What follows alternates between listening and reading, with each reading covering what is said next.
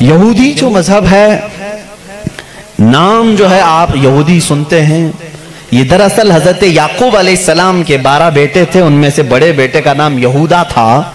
یعقوب علیہ السلام نبی ہیں اللہ کے، جن کا نام عبرانی زبان میں اسرائیل ہے، اسرائیل۔ ان کے بیٹوں کو بنی اسرائیل کہتے ہیں۔ وہ 12 بیٹے تھے یعقوب علیہ السلام کے، انہی میں سے ایک بڑے بیٹے یہودا تھے، یا بیچ میں کوئی ایک بیٹے کا نام یہودا تھا۔ اسی نام سے جو بھی بنی اسرائیل ہوتا اسے یہودی کہا جانے لگا۔ یہودی ایک قوم کا نام ہو گیا، وہ اس کو انگلش میں جیوز کہتے ہیں آج۔ جیوز یہ دنیا کی شریر قوم ہے، بڑی شریر قوم ہے۔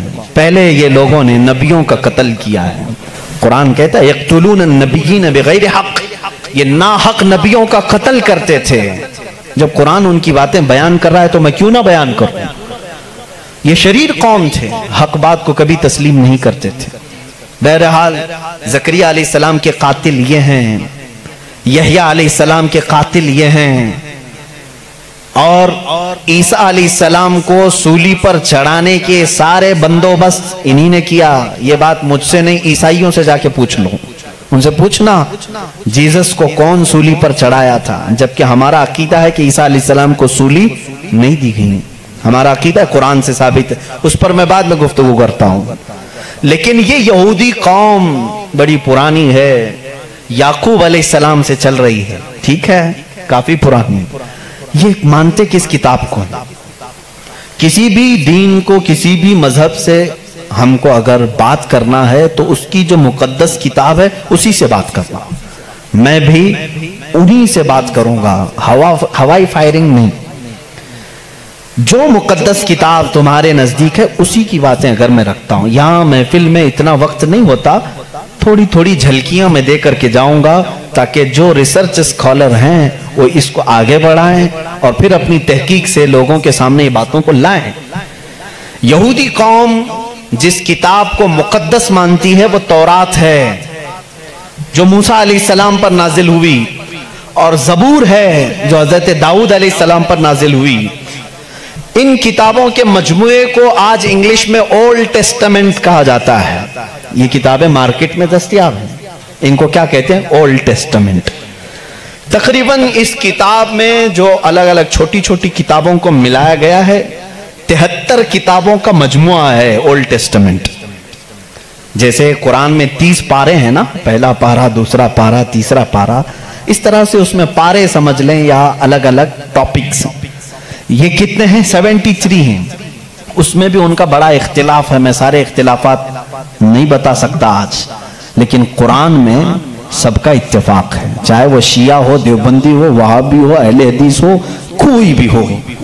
جو عقیدہ ہم رکھتے ہیں اہل سنت و جماعت کہ قرآن کے 30 پارے ہیں، سب کا اس بات پر اتفاق ہے۔ لیکن اولڈ ٹیسٹمنٹ پر سب کا اتفاق نہیں، ان میں سے کچھ مذہب 73 مانتے ہیں، کچھ 66 مانتے ہیں، 66 مانتے ہیں، کچھ لوگ 27 مانتے ہیں۔ بہرحال اولڈ ٹیسٹمنٹ میں ایک باب ہے جس کو استثناء کہتے ہیں، ایک پارے کا نام ہے، ایک کتاب کا، ایک جز کا، جس کو ڈیوٹرونومی انگلش میں کہتے ہیں۔ اس میں ایک آیت آئی ہے۔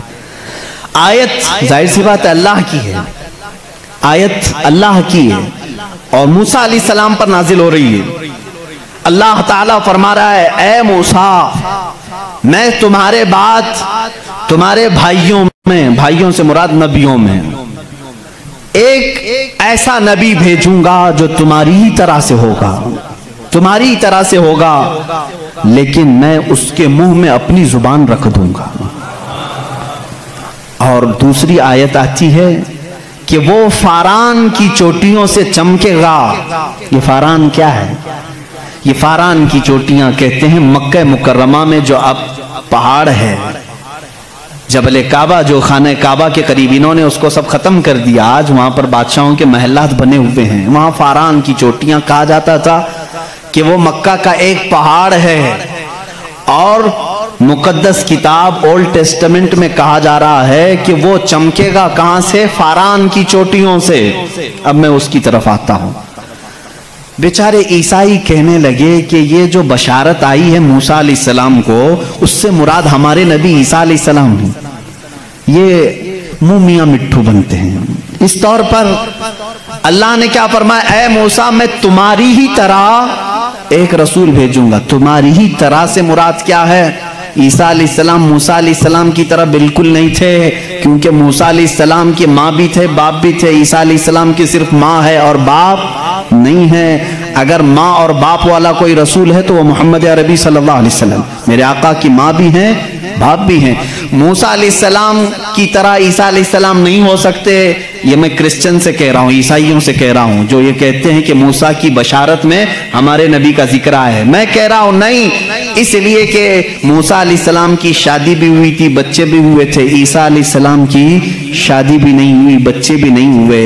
वो 33 साल की उम्र में आसमानों पर उठा लिए गए। लेकिन अगर मूसा अलैहिस्सलाम की तरह शादी और बच्चे वाला कोई रसूल है, वो मोहम्मद अरबी सल्लल्लाहु अलैहि वसल्लम। शादी भी किया है आपने, बच्चे भी फरमाए। और दूसरी आयत जो मूसा अलैहिस्सलाम से ये कही गई कि वो फारान की चोटियों से चमकेगा, मेरे अजीजों इसका मिज़दाक कोई दूसरा नबी हो ही नहीं सकता। मैं आपको तारीख बताऊं, फारान कहाँ है? मक्का में है। आदम अलैहिस्सलाम से लेकर हुजूर अकरम सल्लल्लाहु ताला अलैहि वसल्लम तक 1,24,000 कमोबेश नबी आए, लेकिन उनमें से एक भी नबी मक्का में नहीं पैदा हुए सिवाय मोहम्मद रसूलुल्लाह। कोई नबी मक्का में नहीं पैदा हुए, सिर्फ मोहम्मद अरबी सल्लल्लाहु अलैहि वसल्लम। मेरे आका सल्लल्लाहु अलैहि वसल्लम 40 साल तक मक्का मुकर्रमा में खामोश रहे, अपने अखलाक व किरदार को इजहार करते हुए। लेकिन 40 साल की उम्र के बाद जब अल्लाह की वही आई, कुरान की आयतें आई, तो सबसे पहले मेरे आका सल्लल्लाहु अलैहि वसल्लम ने पूरे मक्का वालों को एक दावत देकर जमा किया था। कहाँ जमा किया? यही फारान की चोटियों में। यह पहला मजमा है, पहला जलसा है मेरे आका का। उसी जलसे में मेरे आका ने सबसे पहली मर्तबा ये ऐलान किया, ऐ मक्का वालों, मैं मोहम्मद अल्लाह का आखिरी रसूल हैं, आखिरी रसूल हूँ। हुजूर अकरम सल्लल्लाहु ताला अलैहि वसल्लम का ये फरमान आलीशान ही, जिसको मूसा अलैहिस्सलाम की तौरात में कहा गया कि वो फारान की चोटियों से चमकेगा, अल्हम्दुलिल्लाह वो रसूल फारान की चोटियों से जो चमका वो आज तक चमक रहा है। चमक तुझसे पाते हैं सब पाने वाले, मेरा दिल भी चमका दे चमकाने वाले। बरसता नहीं देख कर अब्र रहमत, बदों पर भी बरसा दे बरसाने वाले।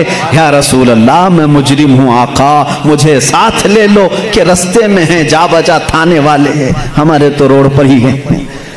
बहरहाल या रसूल अल्लाह हमको अपने साथ ले लें, जा बजा हैं थाने वाले। थाने वाले तो समझते होंगे, आला हज़रत ने शेर में जिक्र फरमाया। बहरहाल एक ओल्ड टेस्टामेंट की एक ही बात मैंने कही, ज्यूज से ये पूछें जा करके कि ये जिक्र आया है मूसा के बाद एक नबी आने वाले, वो कौन से नबी हैं? उनकी ये सिफत बयान की गई है ड्यूट्रोनॉमी इस्तिस्ना में।